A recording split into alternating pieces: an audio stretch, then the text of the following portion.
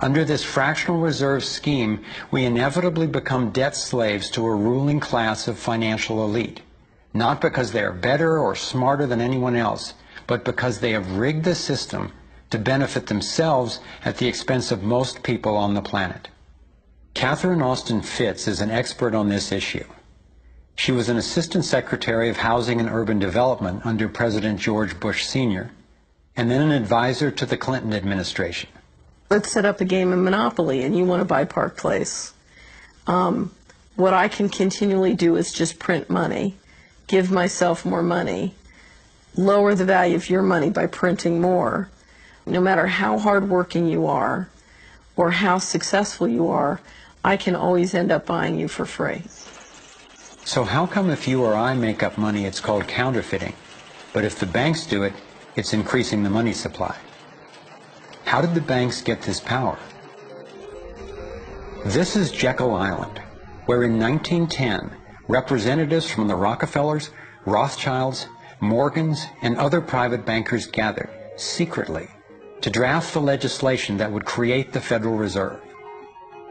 Ed Griffin literally wrote the book on what happened at Jekyll Island.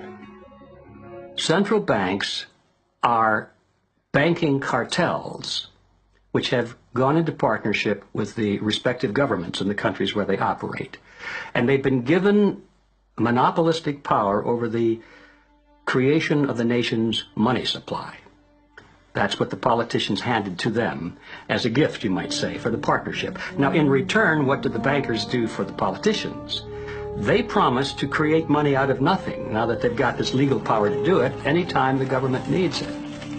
And since 2008, we've witnessed the greatest fake money printing run in recorded history. This financial sleight of hand disguises the costs, hides who's to blame, and leaves us as debt slaves working to pay off the bill. I found it revealing that in the same year the Federal Reserve was founded, 1913, the Internal Revenue Service was also established. An income tax was then instigated so you and I would have to pay the politicians' debt plus interest to the bankers. The problem is we have a privately owned central bank system in the United States disguised as a government-owned system. Now, if you look in the telephone book here in the Washington, D.C. area, you look up for Federal Reserve in the blue government pages, it's not there. It's in the white pages right next to Federal Express. It's a privately owned central bank. What is the proper relationship, what should be the proper relationship between a chairman of the Fed and a president of the United States?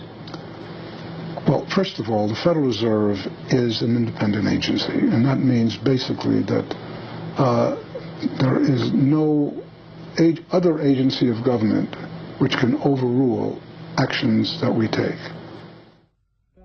There is no other agency of government which can overrule actions that we take. We have a private bank that prints money on behalf of the Treasury.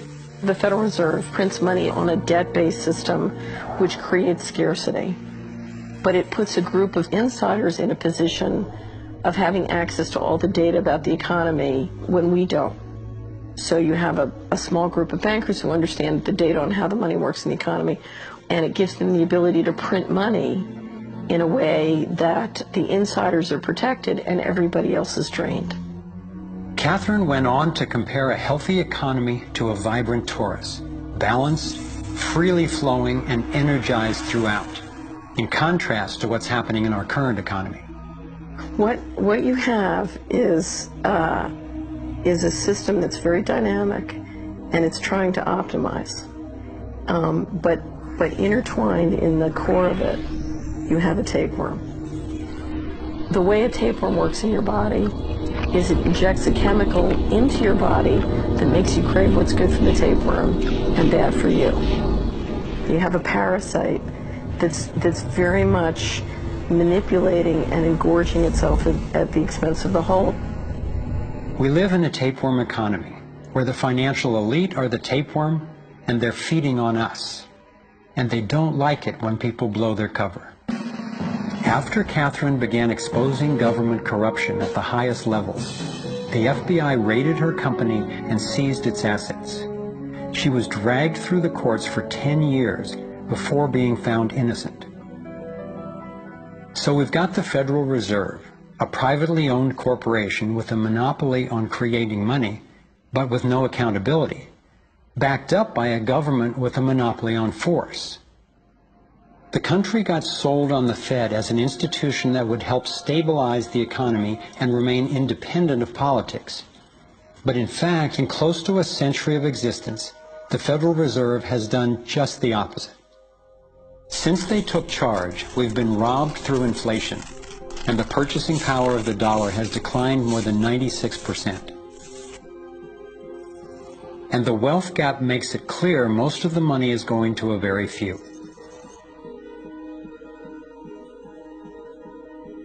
Only 16 years after the Federal Reserve was in power, America experienced the Great Depression.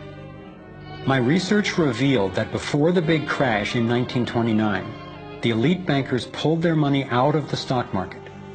After the crash, they used that money to buy up cheap stocks and smaller failing banks for pennies on the dollar.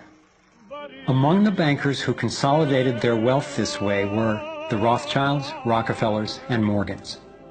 A similar scenario played out in the 2008 financial collapse, with the same bankers benefiting. In the years leading up to the collapse, the biggest banks, including Bank of America, Citigroup, and Chase, controlled by the Rothschilds, Rockefellers, and Morgans, were bundling and trading bad loans that they knew would eventually fail. It's like putting rotten oranges in a box and selling them as grade AAA. The bundlers of the debt knew it was only a matter of time before someone would open that box and see that the content was worthless, since they were the ones who packed the boxes in the first place. When the rotten oranges, what we hear about as unsound loans, derivatives, and credit default swaps, were finally discovered, everyone was impacted. People lost their homes, their jobs, their businesses, and their retirements. Meanwhile, the biggest banks who created the problem in the first place were the ones who got bailed out. Why's that? Why would the Federal Reserve give trillions to the banks, even though the majority of Americans were against bailing them out? And why not help those most in need rather than the perpetrators of the financial collapse? My research led me to believe that the same people who created the Federal Reserve, the Rothschilds, the Rockefellers, and the Morgans, still control it, and they use this scheme to bail themselves out at our expense. Many of the banks created are still the most powerful lobby on Capitol Hill.